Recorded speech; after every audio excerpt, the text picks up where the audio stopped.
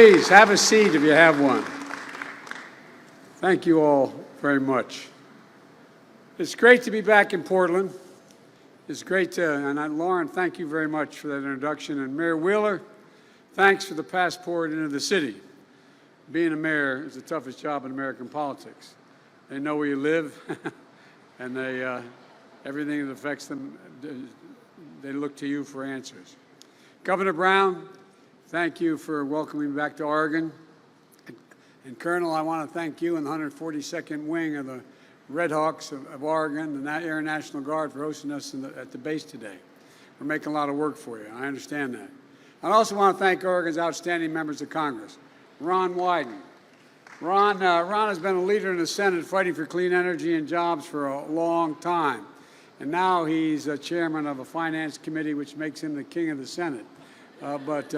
Working to make sure that teachers and firefighters don't pay a higher tax than billionaires, which in many cases they do.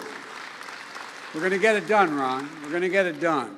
And Senator Jeff Merkley, a leader on climate and foreign policy, and you know, we've been together, put together this bipartisan infrastructure bill. Jeff was a key leader in getting that done. He made sure it included the money for wildfire prevention, help prevent and respond to fires like the thousands that burned 500,000 acres, 500,000 acres across last year. All those major fires that took place since I've been in office with FEMA. I've been in a helicopter from Northern California to these across the Northwest and into the state of Idaho. And it's just devastating what's happened, what continues to happen. And Congressman Pete DeFazio, chair of the Transportation Committee. Pete's helped ensure that we're going to rebuild the country, and we buy American. We buy American. And look, with union workers and U.S. Steel, we're going to miss Pete. We're going to miss you, Pete. I don't know. I wish you weren't leaving. And Congressman Earl, where's Earl? Hey, Earl, thank you. Earl had me ride here on a bicycle, but I don't mind. But I got a new one. It's really not a little race. Anyway, a critical voice in Congress when it comes to investing in infrastructure. Earl helped bring together labor and business to help get this done. And Congressman Kurt Schrader, he's played a key part in the progress we've made as a nation on jobs, economic growth, and clean energy. Thank you very much, pal. And he's strong and consistent voice to make sure we modernize our infrastructure and help Oregon and everyone all across America. You know, the last guy that had this job talked about Infrastructure Week. Every week he'd talk about Infrastructure Week. It didn't come for 4 years. Well, I gave you Infrastructure Decade. This is for 10 years. $1.4 trillion. And Suzanne, who works tirelessly to ensure that we have left out, no one's left out, you know, including women and people of color. We're building a better America. When I got elected, I said, and I meant it, people weren't sure I really meant it, but I said, I want my administration to look like America, and it does. There are more women in my administration than men. There are more women in positions of consequence. There are more African Americans judges that have been appointed than every other president combined has appointed. Folks, I want to thank you all for everything you're doing for the people of Oregon. We're here today to talk about investments we're making to modernize this airport and this an economic engine for the entire region. Though through the bipartisan infrastructure law, we're investing $25 billion to upgrade and modernize American airports out of the money that is the over $1 trillion we're spending in infrastructure. Airports all across America are second rate. I used to tell the story that if, in fact, I dropped you in the middle of the night in an airport in China and an airport in the United States, took a blindfold off and said where you were, you'd think the one in China was in America. We've fallen behind. We haven't invested in ourselves. And I want to thank Ron and Jeff, Peter, Earl, Kurt, Suzanne for helping prove that America can do big things again. We can do anything we want to do. Bothers the heck out of me that there's this belief that we can't do big things anymore. But we can. We're proving we can. And we must build a better America. And a good place to start is right here in Portland. Folks, look, Portland International Airport is a perfect example of both the need and the opportunity and the ability to make progress. I don't have to tell you that it's an essential economic engine for the entire region, not just Portland. A lot of folks may not know it, but this airport employs 10,000 people. 10,000 people. Every day they show up, airline workers, technicians, retail workers, maintenance staff, and more.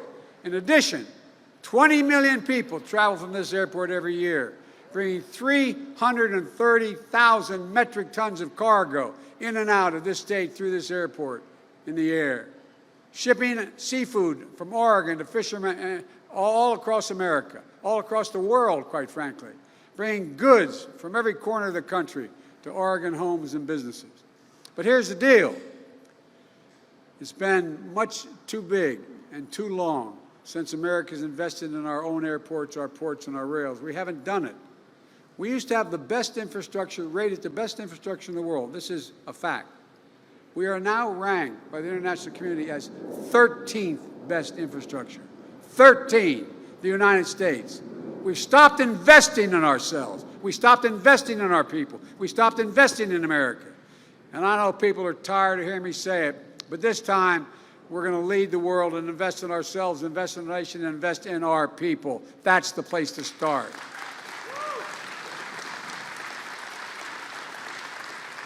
People kind of forget it. America invented modern aviation.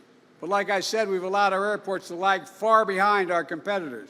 I remember when I was vice president, I was flying into New York to make a speech, and I landed in New York in Air Force Two in LaGuardia Airport. As I was walking through the terminal to get out to the vehicles, there was a sign on an escalator going to one of the gates saying that out of order, fixed in 2 months. Not a joke. The United States of America, one of the leading cities in the world, and it had a sign saying the escalator to the gate would take 2 months to be fixed. At that time, I said it took the average person, dropped them off, as I said, in LaGuardia or anywhere else, they'd wonder where in God's name they were. But look, they probably think they weren't in America if they didn't know better. But folks, by the way, LaGuardia I caused a bit of a stir because I said it publicly what was happening. And guess what? The governor and legislature decided they had to change things. And they invested $4 billion into one of the great destinations of the world, New York. The whole point of telling this story is I realize I'm preaching to the choir as we need to invest in American airports and here in Oregon. As I said earlier, through the bipartisan infrastructure bill, which I might add, I wrote the original one with my own paw. I wrote it, sat down and wrote it, because I was convinced there was no other answer other than begin to invest in our country again. And we're investing $25 billion this year to modernize American airports all across this country and across this state, not just here. That includes $211 million this year in Oregon, $42 million being delivered this year alone, not just to modernize PDX, but for 50 additional airports across Oregon, because you got more than one, as you all know. And that's in addition to the $20 million we invested in PDX last year. Look, here's just some of what this investment will do. First, thanks to Ron Wyden and Jeff Merkley and Earl, excuse me. I know. You can call me Bidden, Joe Bidden. Helping deliver a more resilient, state-of-the-art runway. You know, I don't have to tell you, anyone here in Oregon, it sits on a major earthquake zone. And in fact, you had a 0.4 magnitude earthquake strike not far from here just 2 days ago. Imagine what would happen if that earthquake struck closer to the airport. It wouldn't just threaten lives, it would threaten to shut down the local economy for a heck of a lot longer than 2 months it takes to fix an escalator. Folks, but your senators and congressmen are looking out for you. They fought to dedicate $3.75 million in the last month's omnibus bill to build a resilient runway here at PDX. The project is being modeled on the engineering of an airport that I happened to visit in Japan that remained operational in the face of a devastating earthquake and tsunami in 2011, successfully evacuating families and moving life-saving supplies because their runway was resilient. It was built resilient in the first place. Best of all, extensive research shows that every dollar we invest in our resilience of your runway will save $50 down the road by keeping this airport operational, safe, and efficient. But that's not all we're doing. You're in the midst of a $2 billion renovation to build a cutting-edge main terminal. I just saw an incredible components of that terminal being constructed. 392,000 square feet of roof being built out of what's known as mass timber, advanced engineering, wood design that you're pioneering right here in Oregon. And it won't just stay in Oregon. Almost every single piece of wood being used was substantially harvested from local forests. You can point to any beam, and the folks building it can tell you where it came from. Best of all, this project will support more than 1,250 good-paying jobs constructing the terminal. Over 95% of the construction is being done by union workers. Union.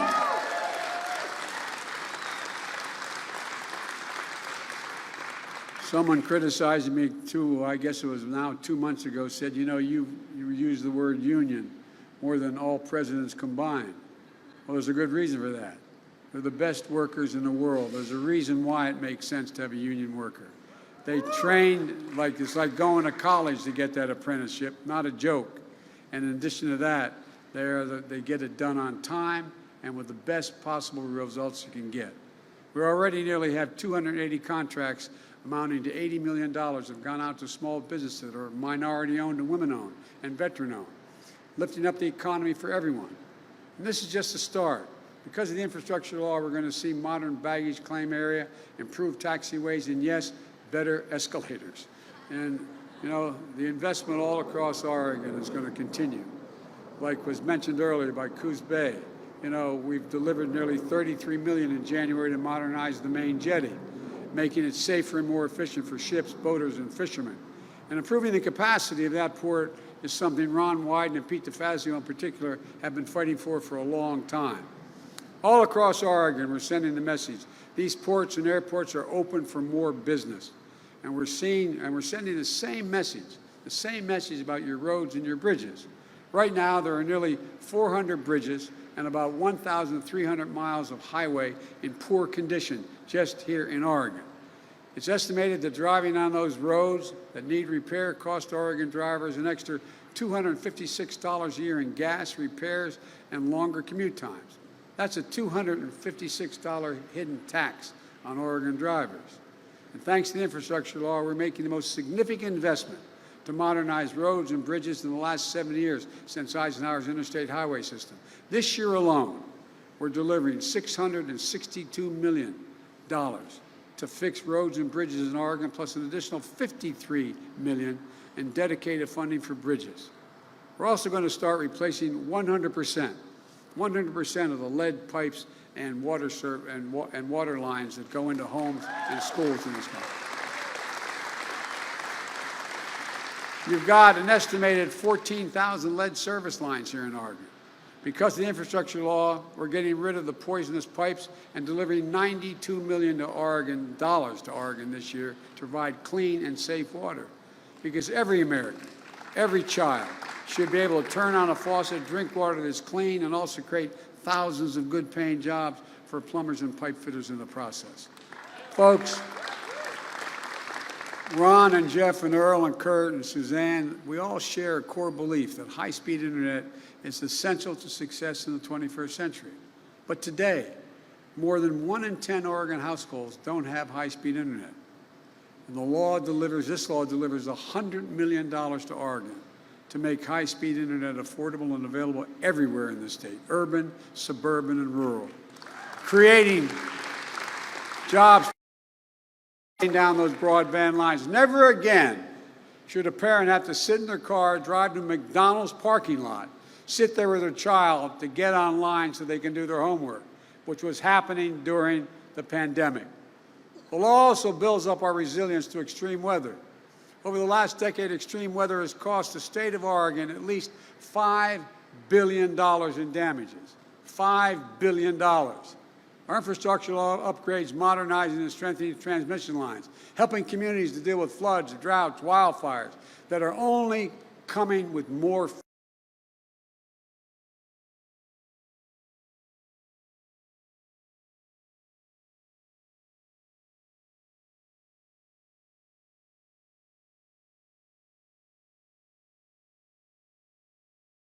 The price of gasoline went up. It was a conversation at the kitchen table because it made a difference to my dad. We felt it. Let's be absolutely clear about why our prices are high now. 2 reasons. First, COVID. The way the global economy works, if a factory in Vietnam makes a computer chip and shuts down due to COVID in Vietnam, the ripple effect can slow down automobile manufacturing in Detroit. So because of the pandemic, we've had disruptions in our supply of important materials. So prices went up. Just look at automobiles. Last year, they accounted for 1/3 of all the inflation in America. 1/3 was because of automobile companies couldn't get computer chips, and the price of automobiles skyrocketed because there was significant demand because the economy was growing, but no availability. So I'm calling on Congress to pass the bipartisan innovation bill to make more of these chips here at home and speed up the supply chains. And folks, with regard to supply chains, let me say one thing. There's a little outfit called Intel. The chairman of the board of Intel asked me to come and see me in Washington.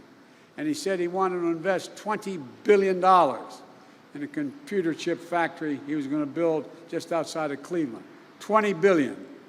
He was going to create thousands of jobs building the facility and thousands of jobs running the facility. Average wage, once the facility was built, $132,000. This is, and now if you guys pass and get me that other bill on my desk, he's prepared to invest another $100 billion, $100 billion in that same facility. And when everybody forgets, we invented the damn thing. We invented the computer chip, not a joke. And all the progress, all the change has come from American technology. We don't make them anymore, basically. But now we're changing that. The second big reason for inflation is gas prices. And it's Vladimir Putin's gas price increase. Putin's invasion of Ukraine has driven up gas prices and food prices all around the world. We saw that in the most recent inflation data. Last month, 70% of the increase in inflation was a consequence of Putin's price hike because of the impact on gas and energy prices.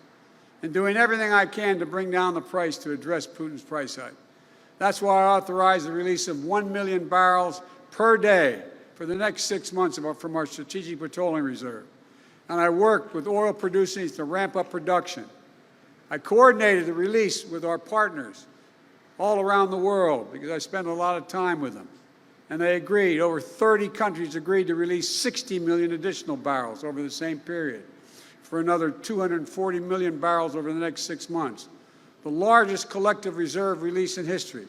Nations coming together to help deny ability to Putin to weaponize his energy resources against American families and families in Europe and around the world. And Americans should be seeing some savings, which are already seen in the price of gas coming down. But we need to do something else. We need to get off this roller coaster of relying on oil. We need to declare America's energy independence. We need to accelerate our path to clean, renewable energy that includes adoption of adaptation of electric vehicles like cars, trains, school buses, and transit. We found new battery technology that is just amazing. Beyond gas prices, I've called on Congress to move immediately to lower the cost of families' utility bills, prescription drug costs, while lowering the deficit and reducing inflationary pressures. Folks, give you one example. There's over 200,000 children in America with type 1 diabetes. They need that vial of insulin all the time. If they don't get it, you know what the average cost for that is nationwide? $647. That's how much it costs them a month. Not only is a concern if you don't have the insurance, you don't have the income. Imagine being the parent robbed of your dignity, knowing you don't have ability to help your child at all, and seeing what's happening. You know how much it cost them to make that one vial? $10 dollars. $10. With a little bit of help, and I know my colleagues support me, with a little bit of help, and a few Republicans getting out of the way in the United States Congress, because none of them are helping, we can lower that price to $35 a month, and they still make 3.5 times what they paid for it. Make a difference in families' lives. We can do it without raising taxes a penny, and anyone making under $400,000. No one making under 400 grand see a penny in their taxes go up. That's the best way Congress can address inflation right now. Lower the cost of other things for people, everyday people working like hell just to keep food on the table. Let me close with this. When I was running for office, I'm sure you heard me say 1,000 times, I was going to build this economy from the bottom up and the middle out. Because when that happens, everybody does well. The wealthy do very, very well. The poor have a way up, and the middle class can grow. As my dad would say, and just have a little bit of breathing room. Just a little bit of breathing room. So we're going to deal in the people and the places that have been left out and left behind. We're making progress. Over the course of my presidency, our recovery has created 7.9 million jobs. More jobs created over the first 14 months of my presidency than any presidency in American history. Over 420,000 manufacturing jobs. Who says we can't manufacture our way through all of this? We are the best workers in the world. Not a joke. Unemployment nationwide is at 3.6%, down from 6.4% when I took office 19 months ago. The fastest decline in unemployment at the start of a term of a president ever recorded. Oregon, you just added 122,000 jobs, and unemployment has dropped from 6.4% to 3.8%. Last year, and during all this time, don't listen to my Republican friends in Congress, last year we reduced, my budget reduced the deficit by $350 billion. Hear me? We didn't increase the deficit a penny. We reduced it by $350 billion. And the budget I submitted, we're on our way to getting done this year in 2022. We're on track to reduce the deficit by more than $1.3 trillion. $1.3 trillion. The largest one-year reduction in the deficit in American history. It's particularly important now as we work to reduce the pressure on inflation. Oregon and America have gone from being on the mend to being on the move. We just got to get the hell out of our own way. So we're coming forward with challenges from strength, positions that we're in, not like we've been before. I'm more optimistic about America's potential today than I've been any time in my career. And I've been doing this job in national politics for a long time. Because I see a future that is without a limit. I mean, this is the United States of America, for God's sake. We're the only nation in the world. This is a fact. Look it up. The only nation in the world that's come out of every crisis stronger than when we went into the crisis. Stronger. Every single time. I was with Xi Jinping. I've traveled with 17,000 miles with him and spent more time with any other world leader over a total of, I think, and we're up to 90-some hours of talking or meeting together over the last 6-7 years. And we were in the foothills of the Tibet, and he asked me, he said, I had a translator and he had a simultaneous translator. And he said, can you define America for me? This is a true story. He repeats it. I said, yeah, I can, in one word. And he looked at me. I said, what do you mean in one word? I said, possibilities. Anything's possible in America. Anything's possible. And that's what we're going to do today. Do what we are capable of doing. Stop feeling sorry for ourselves. Get the hell up and take this country back in a way that we lead the world again, because we can do it. We're on the way to doing it. And with the help of your delegation, we're going to get it done. I mean it. There's nothing beyond our capacity. God bless you all, and may God protect our troops. Thank you, thank you, thank you. Appreciate it.